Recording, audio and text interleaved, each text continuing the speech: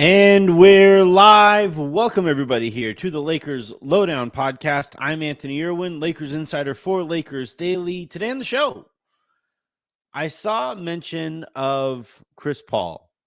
I think it was Eric Pincus said this to Jovan Buha, and it got aggregated. And I'm not going to go into, whether or not Pincus was reporting or anything like that, but that did lead to an interesting thought that crossed my mind there on what the Lakers will probably need to do to help JJ Redick beyond the coaching staff.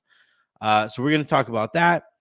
I'm going to commiserate with all Lakers fans who just watched the Boston Celtics be given a playoff game in the Eastern Conference Finals, and the thoughts that came from that. And then because over the weekend, I reported on JJ Redick and was obviously was going to need to focus on that in Sunday show / Monday show. And then in yesterday's show, you had all of the LeBron stuff that kind of kept me from the mailbag. I'm going to dive into that mailbag today. So a reminder, the best way to get your question or topic covered on the show is to leave it in the form of a 5-star review.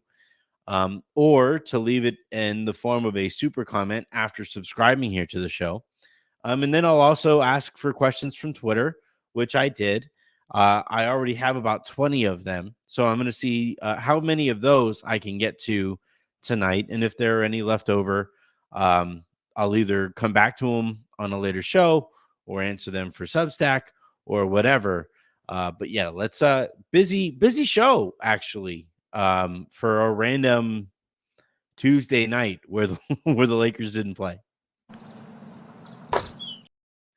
A reminder, please do hit that subscribe button. Please do hit that like button. Please do hit all of the buttons, honestly, all of the positive buttons. Tell your friends that you love the show. Tell your enemies that you hate the show.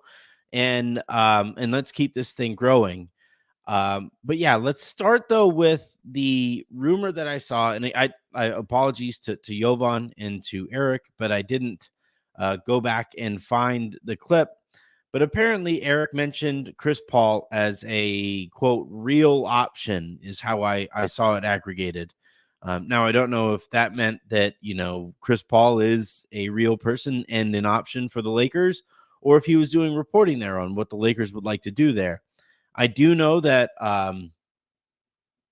what was it when Chris Paul was traded to Washington before Golden State traded for him, that the Lakers were monitoring the Chris Paul situation very closely in the hopes that he would be bought out or waived or whatever, and the Lakers were ready to go out and get him then, and like their chances at getting him then. Obviously he gets traded to Golden State. That fit was always kind of awkward. That season does not play out the way that it needed to. And now you have Chris Paul, who is again going to be available, whether that's via trade or whatever. The Warriors need to cut costs somewhere. So I could maybe see them sending him somewhere into cap space, and then you need to see what the likelihood is that Chris Paul gets bought out after that. If he's even under contract, I'm pretty sure he is though. And so this isn't even necessarily about Chris Paul, because the Lakers already have D'Angelo Russell. They already have Austin Reeves. They'll enter at least the offseason with Gabe Vincent. And then Jalen Hood-Schifino. So like in terms of guards, you're good. I've said it in the past that I'm cool with the Lakers not going out and acquiring anybody under 6'4". Chris Paul's about as tall as I am. And so this isn't even necessarily about Chris Paul specifically, unless the Lakers do trade, Gabe or, and Russell or whatever for a wing. And then, maybe you need some point guard depth there. Then, okay, maybe it makes some sense if Chris Paul is available and costs you nothing else to go out and get him. To me, again, I'm still told that JJ is still the leader in the clubhouse to be the Lakers' next head coach. According to The Athletic, the Lakers finally started their interview process with all of their candidates, and the same three names popped back up. Interesting that like David Adelman wasn't mentioned any more thoroughly or any more specifically. The three names that the Athletic brought up again, that was Jovan and Shams Charania of the Athletic, mentioning that it is JJ, it is Borrego, and it is Sam Cassell that are the three, kind of likeliest names here heading into the interview process. So no reason to think that anything has really changed on that front.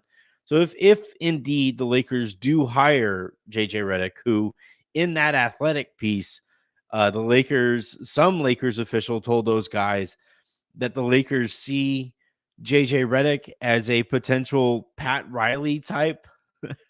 No pressure, and it always has to fall back on some previous Laker.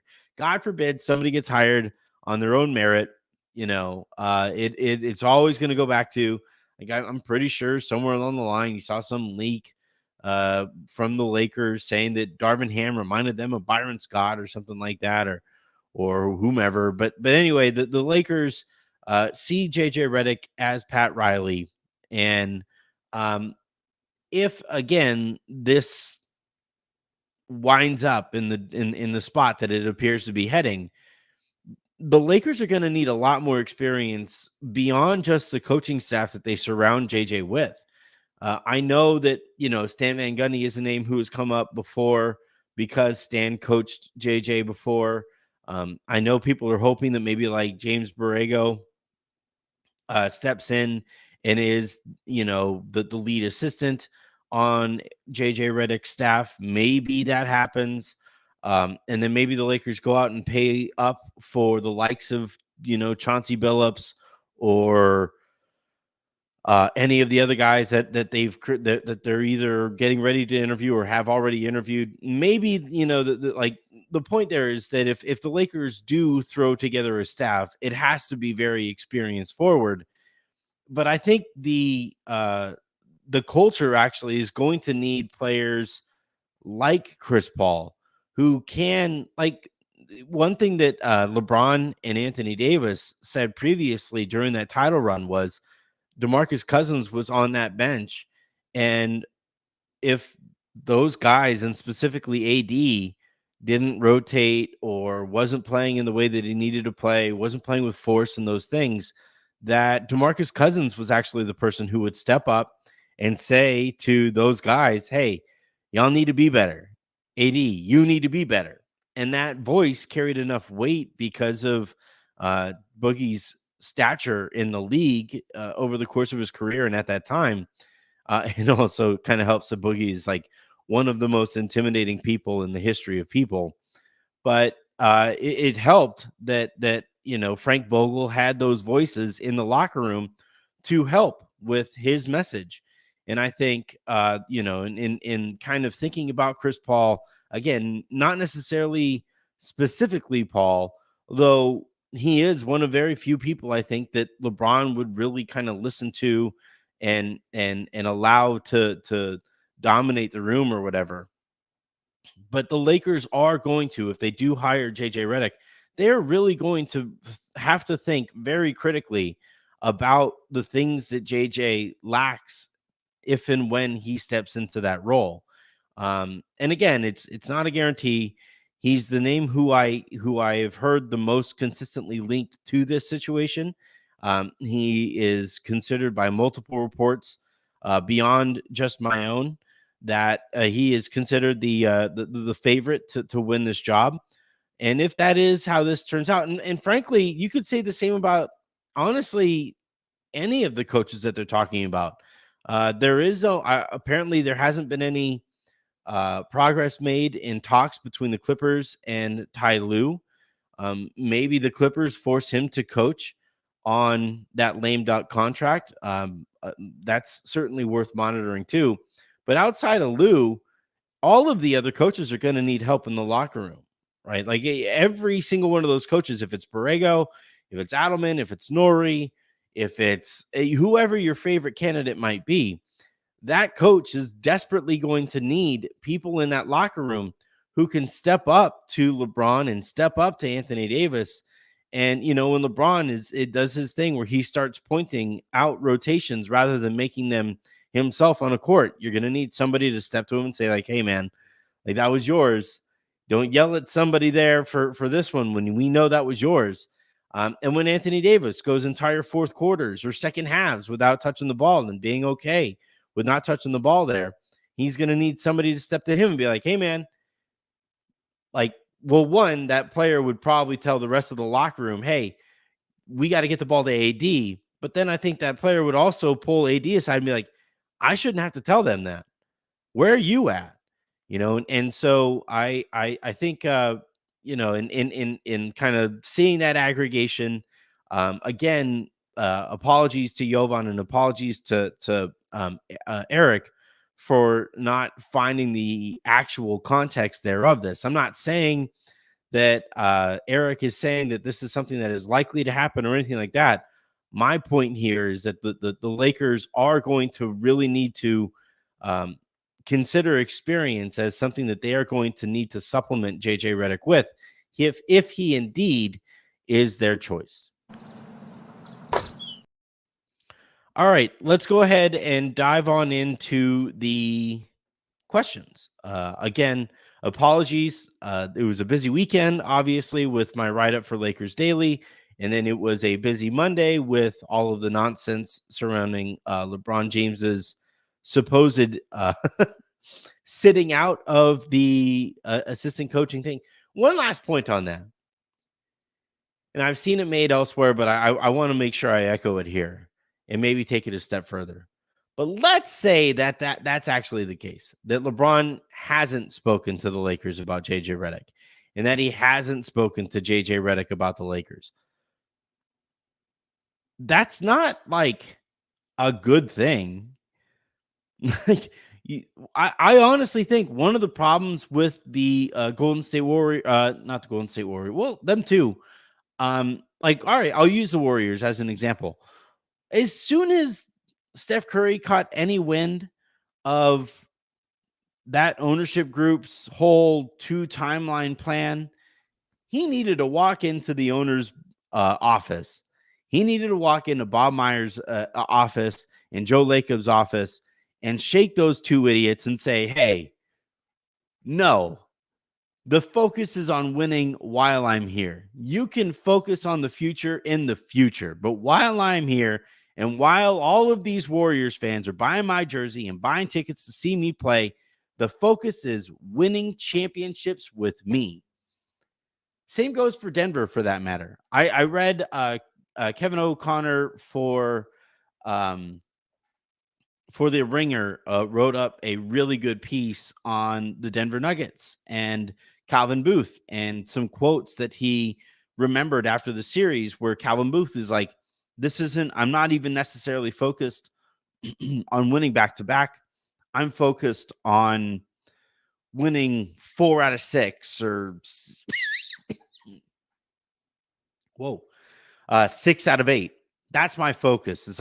That's the kind of dynasty. The Spurs didn't win back-to-back, and I'm going for that kind of a dynasty. And if I'm Jokic would never do this. He used to focus on horses in the offseason. But if I'm Jokic and I hear my dumbass GM say, I'm not focused on winning back-to-back championships, yeah, that dude's got to go. Like, he's got to leave yesterday. That guy's priorities are way out of here. That like, fire him immediately and hire him with somebody who has some kind of understanding of how the NBA works. Because if you have an all-time great player, your focus every year has to be winning a championship and optimizing that championship. And part of that is sometimes the superstar holding the organization to account. And yeah, I do understand why LeBron James would say this. He wants to make sure if the Lakers hire JJ Redick that people correctly hold Pelinka to account if it doesn't work, because Pelinka is also somebody who was in on that decision and in on those discussions, obviously. But it does not speak well at all to the health of the relationship between LeBron and the Lakers that either A, he feels the need to leak that he isn't involved in those discussions, or B, which might be even worse, not actually being a part of those conversations. This is your head coach. You have maybe 2 more chances of winning a championship here, LeBron. Like, you need to be involved in those things. That was just a point that kind of really randomly dawned on me here. But yeah, with the whole JJ Redick and distancing people, all of that stuff, it's stupid, it's nonsense, it's all of those things. But it's also impractical. It also doesn't make very much sense the more that you think about it. All right, now we'll go into questions, and I'll talk about the Celtics and Pacers here, either at the end of the show or when it gets brought up in some of these questions. But this question comes from Phoebe Politics, who writes, love the show, Anthony. Thank you very much. I was wondering if there was a way where we can trade for DeJounte Murray and Alex Caruso. I think that solves our backcourt problems. Imagine if we were able to keep Austin. I doubt it, though. What's your opinion on LaVine and Caruso? I know it would cost everybody but Vando, Bron, and AD. Might have to trade Vando because D'Lo might walk. The D'Lo thing is weird. Like, people are pretty split on what he's going to do.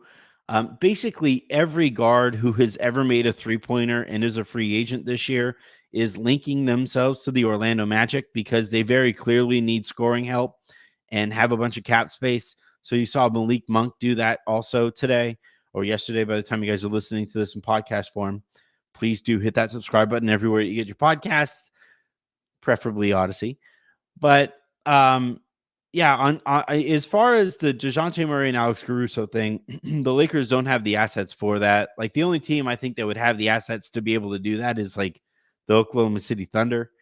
But the Lakers, they have 3 first-round picks. Caruso is going to cost 2. DeJounte Murray is going to cost 2. You're out of pick. So that's probably not happening. The LaVine and Caruso thing is kind of interesting because of LaVine's contract. And by the way, like, this is something that either now or in the short future after the LeBron AD era, the Lakers are going to have to really consider taking on bad contracts and taking picks along with those contracts to kind of reset the asset cash. But what's my opinion on LaVine and Caruso? I know it costs everybody but Vando, Bron, and AD. So essentially, I think the thinking here is give up all of the picks, because that's kind of what Caruso is going to cost. Maybe you hold on to an extra first rounder there, but you give up a couple first rounders and a bunch of second rounders and maybe a pick swap as well. LaVine's contract is so huge, and Chicago is so excited or so thoroughly hoping to get off of it that maybe he is seen as a negative asset, but the Bulls are so cheap that I don't think that they would trade him as a negative asset. If you basically only do this if D'Lo opts in and you're able to send him, I'd have to look at the numbers here, but you would have to send him. You would probably have to send Rui Hachimura. You probably have to send Reeves too. Just given the value share in the contracts, maybe you're able to keep Vando. I'm doing this all off the top of the head, but like, mathematically speaking, this gets really tough because like Caruso is on an insane contract. LaVine is on like the negative connotation of an insane contract. So I don't see it. It's something that the Lakers considered last year, but between the way that the Bulls see Caruso, they are not interested in trading him basically unless a team gives everything, like superstar prices, to trade for Alex Caruso. And then because of LaVine's contract, you have to, in order to match salaries, trade a giant part of your organization there. And it's tough to see that. I understand the question. I understand kind of where it's coming from, but it's just not very practical. Next question here comes from Michael6189. What's more likely to happen? The Clippers win a ring or Raj understands a movie reference? This is the burning question that needs answering. I agree. These are the questions of our lifetime. I would still go with Raj, liking him, understanding and hoping to have some interesting, some great news on the Raj front here soon. But yeah, I don't see the Clippers winning a championship in the next 5 years, right? They have that Kawhi extension. I don't think they're going anywhere fast. So I think Raj, sometime in the next 5 years, is going to understand what are the movies that I'm talking about. I had something happen as a result of yesterday's show. And this is where internet communities start to become really, really cool. Like one of the things Dan Le Batard talks about a lot on his show is how his community seems to like compete for, in its creativity. This is one of the most creative things and one of the most like tedious things I've ever seen made around any of my content. So this is a rant from yesterday's show. I want to play it really quick so I can kind of catch my breath. But just look at this. This is incredible. This is like Martin Scorsese cinema stuff. Now we want to talk about roster decisions. That's a Rob Pelinka discussion, right? That is not, I am not involved with that stuff. And the reason that started taking place was because, again, and I want everybody who is subscribed to this channel here, every time you see this, right, at me, and I'll if you find, larger platformed people, like people with shows and people who should know better, saying that like, oh, well, Russell Westbrook was just a LeBron James thing, and it was just Anthony Davis. Like, no, let me know. And I'll at the very least, I'll let those people know that you should know better, right? Like the most recent example of it was Dylan Hernandez of the LA Times, who was, going about that stuff. And it was like, it was nonsense. It was stupid. And he should know better. But anyway, like the reason that LeBron started backing off of personnel stuff was because Rob Pelinka, whether it was internally and externally, telling everybody he could that the Russell Westbrook thing was all LeBron James. It was all Anthony Davis. That's insane. That was incredible. To the person who made that, just absolute kudos. That was I've already sent it to everybody else, like all the friends of the show. I'm gonna find your Tony Vega @Bald Mojito. I don't know if you made that to mock me or whatever. I don't even care. The amount of work that I'm guessing went into that is truly incredible, and I greatly appreciate it. That was awesome. I wish my rant was better so that it could live up to all of that work that went into it. But yeah, shouts to Tony Vega. All right, now I'm going to dip into the super comments here as they have come in. I'm going to play this one time as this is my compromise with the audience who don't like the audio on this, but I need to hear it, especially tonight. I need to hear this. Oh, God, fucking Pacers, man. Like, I'm just going to, I guess I'm ranting about this now too. You know how I always fall back on the take of the league is more wide open than the Lakers want to admit? There's example 137 of that.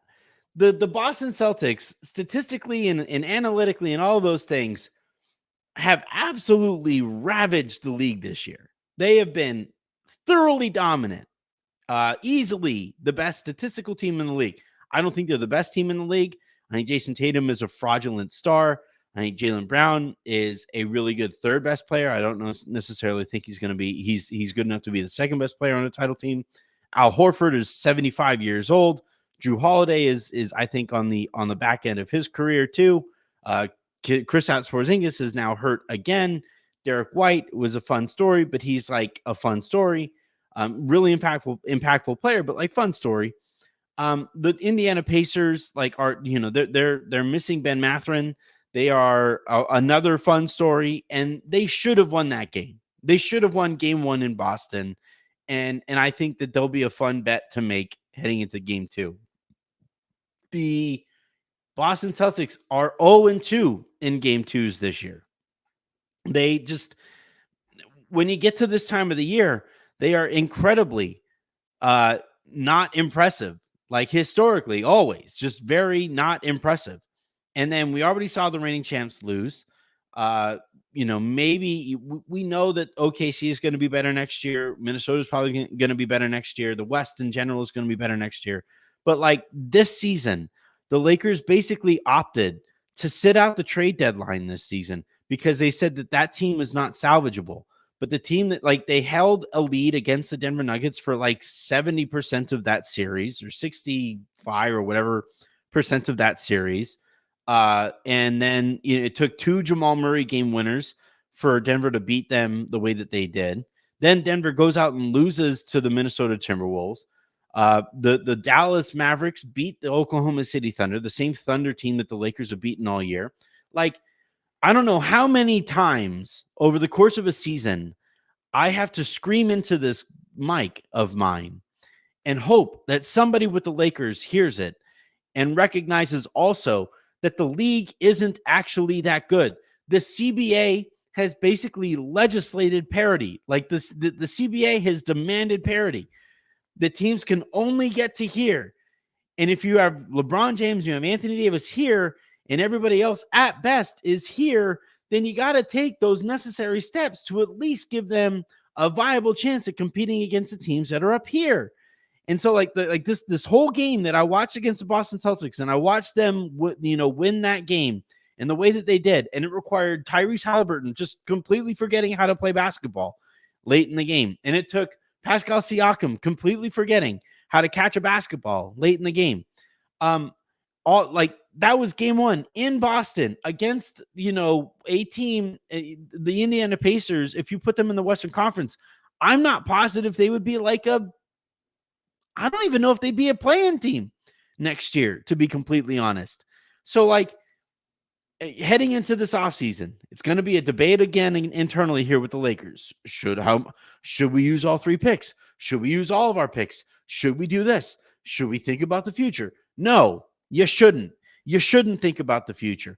You got to think about ways that you can get the team to be marginally better with every move that you make, so that LeBron James and Anthony Davis have a viable chance at making the noise that we know that they are capable of making every time they get to the playoffs. And that game that we just watched between the Boston Celtics and the Indiana Pacers is just another perfect example of how mediocre Adam Silver has made the NBA. All right. Whew. I blacked out. Am I okay? I'm not canceled. I don't think I'm canceled. I think I'm okay. All right. I'm going to dive into the super comments here, starting with Justin Tyndall, who writes, the first 52 minutes and 48 seconds of game 1, the Pacers shot 6 free throws before 4 meaningless ones in the end. Celtics shot 30, but I thought calls only benefit the Lakers. Yeah, it is funny how that, it was the refereeing, and that was atrocious. It was really bad. And the only person I saw really kind of mentioning it was, ironically, friend of the show, Matt Moore, who kept on saying, that's a bad call. Nope, that's a bad call. Nope, that's another bad call. And it was just Boston whistle after Boston whistle after Boston whistle. And the whole notion of the league being somehow rigged for the Lakers. Well, then, dear NBA, please do a better job of rigging the league for the Lakers. The next one here comes from Nick. You mentioned in your podcast with Jason Timp that the Lakers have been confident about Donovan Mitchell since the trade deadline. Can I elaborate? Yeah. So dating back to the deadline, I wrote for Substack at the time. This was before I started with Lakers Daily, but I wrote at Substack at the time that the Lakers basically had 3 paths ahead of them there, right?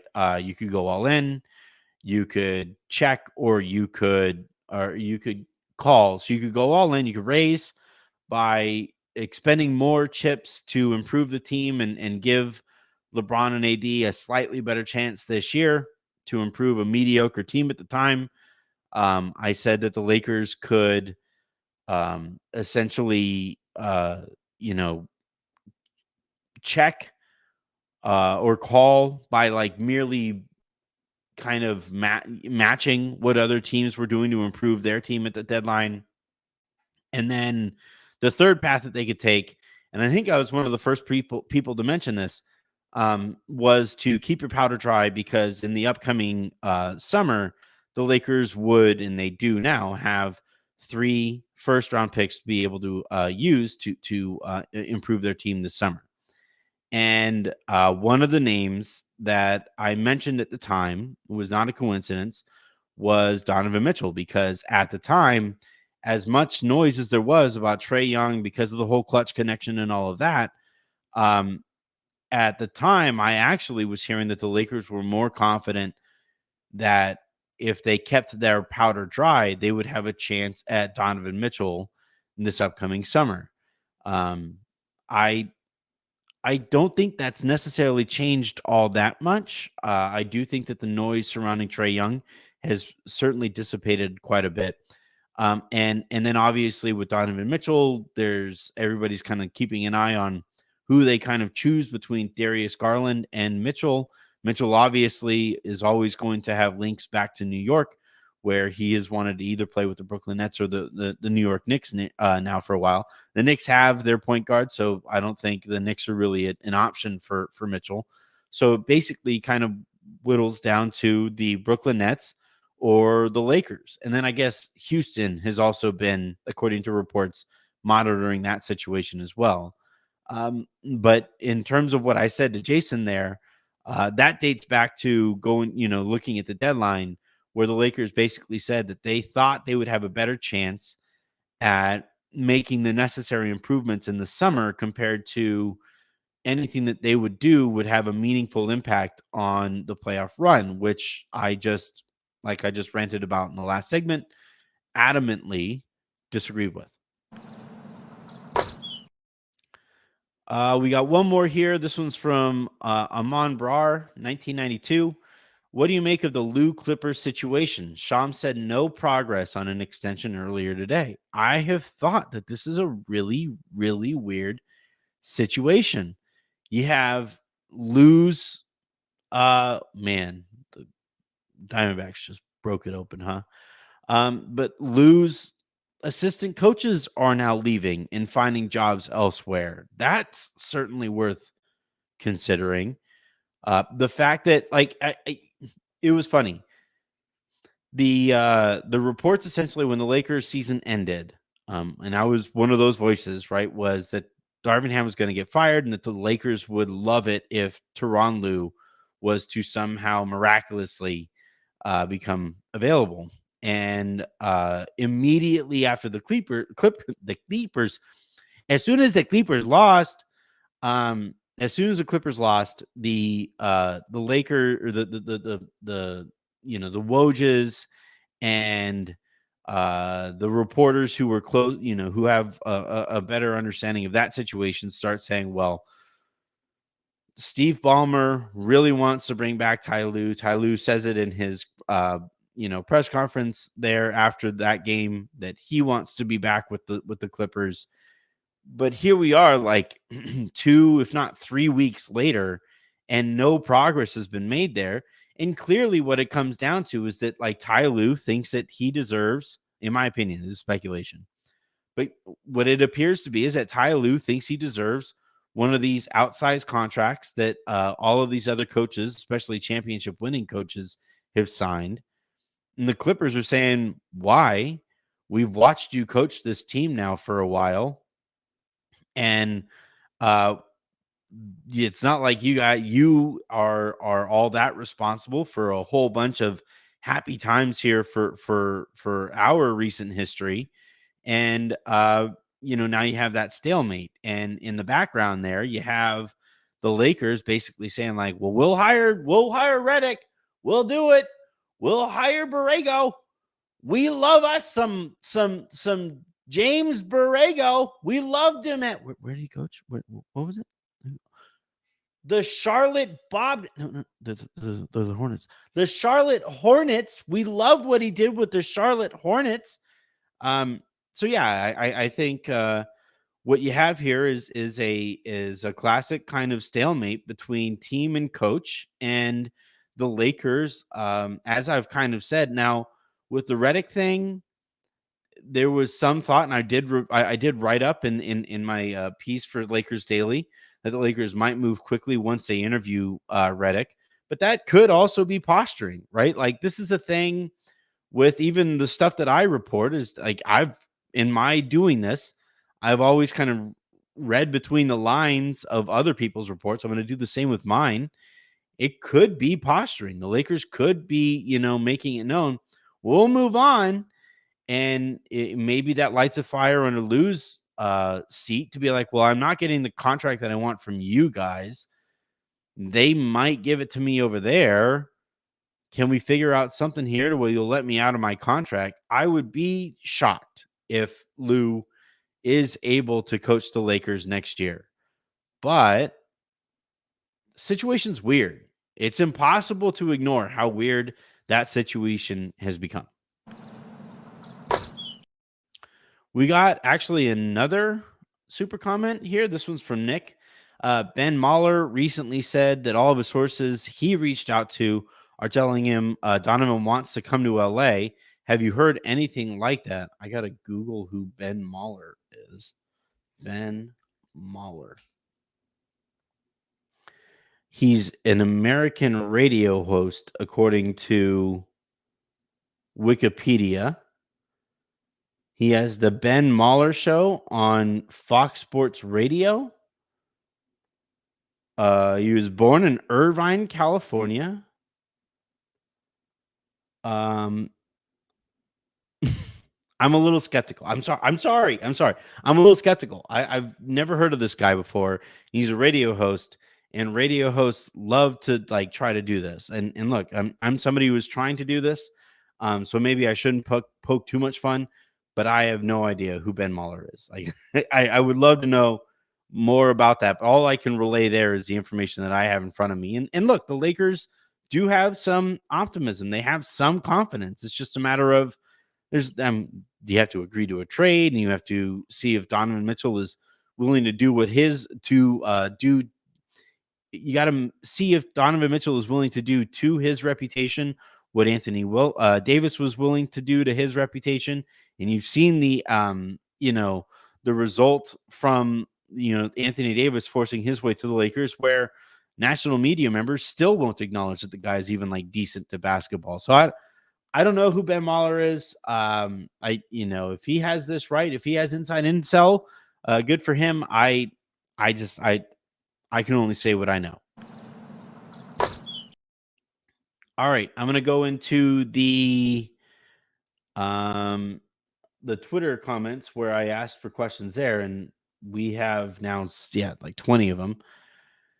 KRV22 writes, we always ask about how Bron feels about staying in LA. How about AD? Any noise that he may want out if the front office keeps messing up, or if moves aren't made to help him and Bron?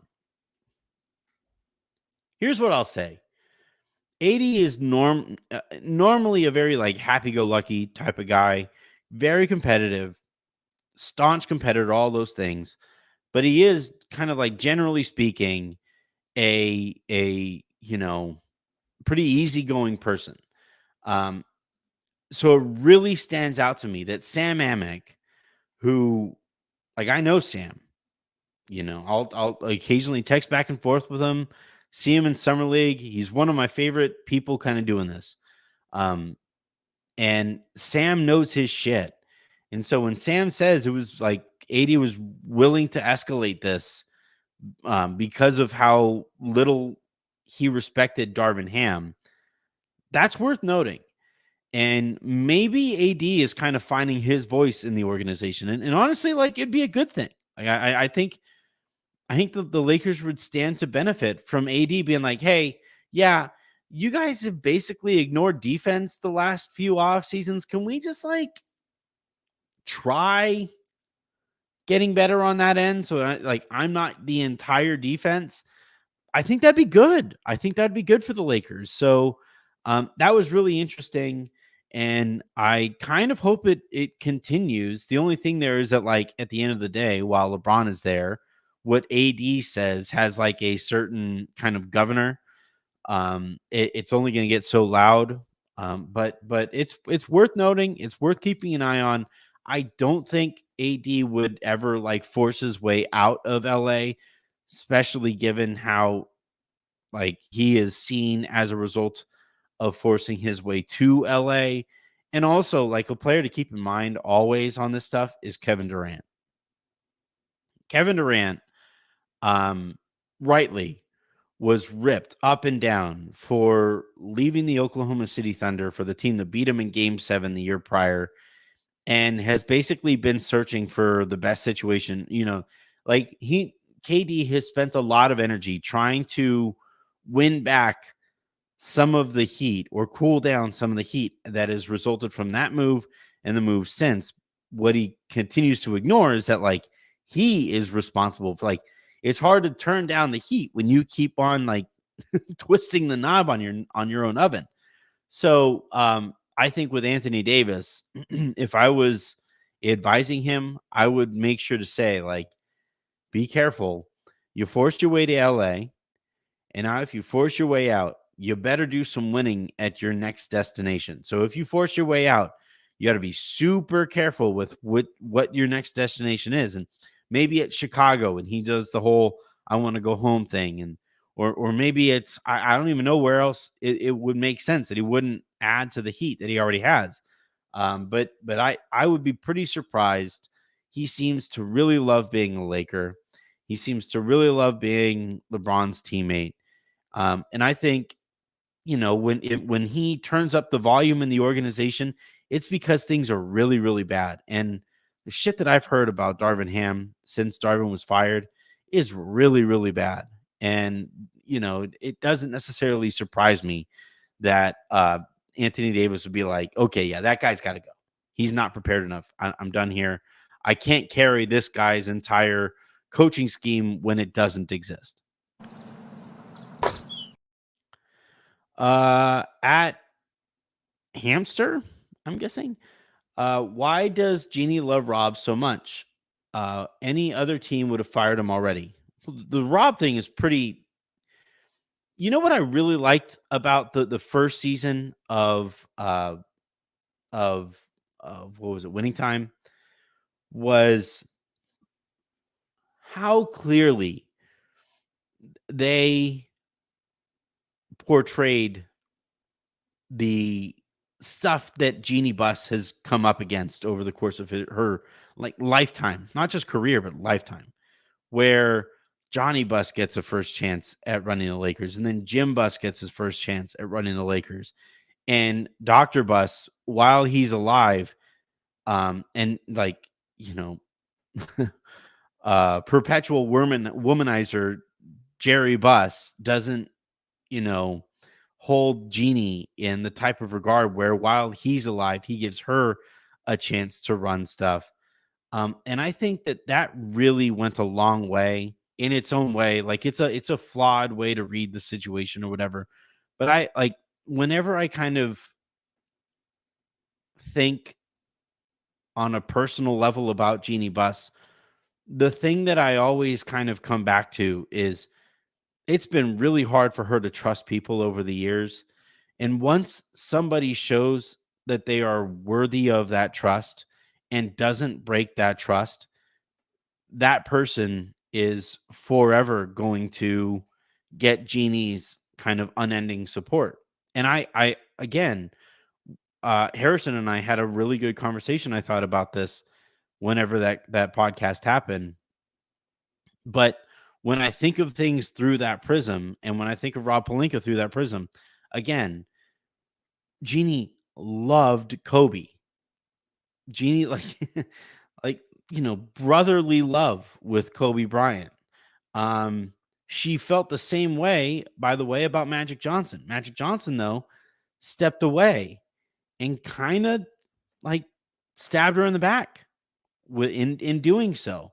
And so like the closest tie back to Kobe, who also stepped in and helped her while she mourned Kobe and while she mourned the fact that her other best friend in this, Magic Johnson, just stepped away to tweet, and then also went on a media tour, lighting the organization on fire. The person who stepped in there to kind of guide the organization through that and then win a championship on the backside of it was Rob Pelinka. So like that's why, and that doesn't mean that it is illogical for Jeannie to not ever question Rob's choices and decisions. And I wish that Rob was facing more heat. But when you consider the things that Jeannie prioritizes, that's why. That's how you arrive at Rob Pelinka being Teflon. Hunter Heffington writes, do you think the Lakers would have done better against the Wolves than they did the Nuggets? I think the Nuggets are our worst matchup because AD can't guard Jokic, and Aaron Gordon is arguably the best defender in the league against LeBron. I think they would have done a little better. I think the series goes 6, but I do think that Minnesota winds up winning it. Anthony Edwards just looks like he's on that kind of trajectory where he's going to wind up being crowned at the end of all of this. And also like Minnesota, Karl Anthony Towns somehow still isn't getting enough credit for how physical he was against Jokic. You have to think he would have been able to do that also potentially against AD. Jaden McDaniels is very well equipped to deal with LeBron in ways that Aaron Gordon is also able to deal with LeBron. So I think that the Lakers probably fare a little bit better. I think Minnesota is a slightly better matchup against the Lakers, but I do still think that there's a talent deficiency there. And then, given what we saw from like Rui, and given what we saw from D'Angelo Russell, there were very few teams that the Lakers would have beaten playing the way that those guys did by the time that the Lakers were finally eliminated. George Santiago writes, do you have any idea what they are asking the coaching candidates? Last time was how they will use Russ on the team. That's a great question. That is something that I'll try to answer. The Lakers are going to keep that under like lock and key. And I just think it's going to be really difficult to find that out. There is a lot of those rumors out there that the Lakers are really kind of focused on a coach who optimizes Anthony Davis. So that is certainly interesting, but yeah, I mean, like the fact that they were telling, I think to me the bigger story there is that they were still hoping to get some positive resolution to the Russell Westbrook situation, and there was no such situation, there was no such outcome, and the fact that they were asking coaches that I think kind of hurt their ability to hire the best coach on the market, because if they would essentially, if you ask a question, this is how interviews kind of go, but also you have to have an open mind. If the Lakers essentially went into hiring Darvin Ham and went into the process of that led to hiring Darvin Ham, and like in order to be hired there, you would have had to say that you could fix Russell Westbrook. When there was no fixing Russell Westbrook, that's how you wind up with a coach who like just speaks platitudes, because Darvin's going to say the platitude thing. He's going to believe in Russell Westbrook, and that's what the Lakers wanted to hear, and they wind up hiring a bad coach as a result.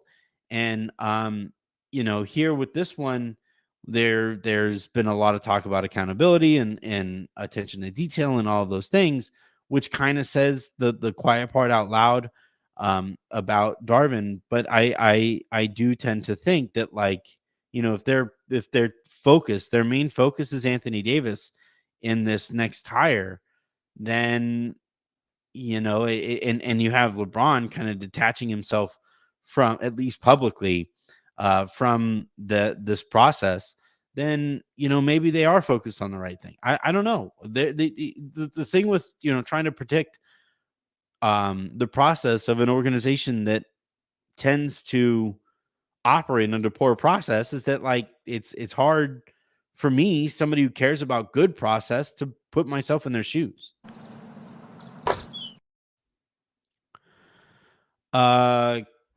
Who's your mama? This will be the last question. What does an off season look like where you'd be supportive of what the front office has done? All right. These questions always make me laugh because it's like, hey, you podcaster, figure out the Lakers off season. Figure out hey, you podcaster making whatever amounts of money that I make. Please fix the Lakers and do the job of Rob Pelinka, who is making $15 million a year, whatever the number is. Or 12, I think it is. Okay, here I go. Here's my 32-step plan of how to fix the Lakers. Starting with what? All right. Here's what I would do. I would hire Tim Connolly. Like, you want an offseason that I would be supportive of and that I would get behind. I would fire Rob Pelinka, even given what I said about it. Or I would demote Rob Pelinka and say, hey, we won a championship when you started the year as a GM. Let's put you back in that chair. And let's hire Tim Connolly as the president of basketball operations. And then I'm going to get the hell out of the way because Tim Connolly seems to really understand what he's doing. There. That's an off season that the starting point would make enough sense to me that I would get behind it. And look, the problem with like trying to predict the perfect offseason is that there are 29 other teams that are trying to have a perfect offseason. So like it's the same thing. It's the same conversation that we have about the deadline. You can't say that you don't like what the Lakers did or didn't do at the deadline because you don't know, what the Lakers were able to do at the deadline. Then why are you asking me? Like, I know that I didn't like the Lakers standing pat at the deadline because they thought they were really mediocre, when in reality they were super mediocre because their head coach wasn't playing their best players. That's the bad process part. The good process that I would get behind is like, hey, go out and hire Tim Connolly. He has an opt-out. He's looking for $15 million a year. Go out and get that guy. And then let him, write him a blank check and let that guy throw together a team that will beat the last two teams that he built, because that gives you a pretty damn good chance at winning a championship. Done. Cool. I fixed the Lakers. All right, that is going to do it here for this episode of the Lakers Lowdown podcast. Tomorrow on the show, I'm going to be having Harrison on, and then Thursday on the show, I'll be having Aaron on. And then Friday, if there's any kind of breaking news, or before then, if there's any breaking news, I'll be hopping in here into the lounge to break that down as well. Please do hit subscribe on that little ticker ahead of you. Scroll down just like a little bit, few inches there. Hit that subscribe button if you're watching on YouTube. If you're watching on Twitter, please head over to youtube.com/@LakersLounge to subscribe to the show there. If you're listening in podcast form in the morning, please hit that subscribe button wherever you get your podcasts, preferably on Odyssey, and then also go subscribe to the podcast here on YouTube. And then after all of that, tell your friends. Tell your friends you love the show. It's the best show that you find. And then tell your enemies, this guy's an asshole. He's just like a really mean person. You're going to hate it. And your enemies will maybe hop on here and check out the show too. Whatever you got to do. Let's keep this thing growing. But until the next time you guys hear from me, I'm Anthony Irwin saying have a great rest of your day. Make somebody else's. And I'll talk to you tomorrow.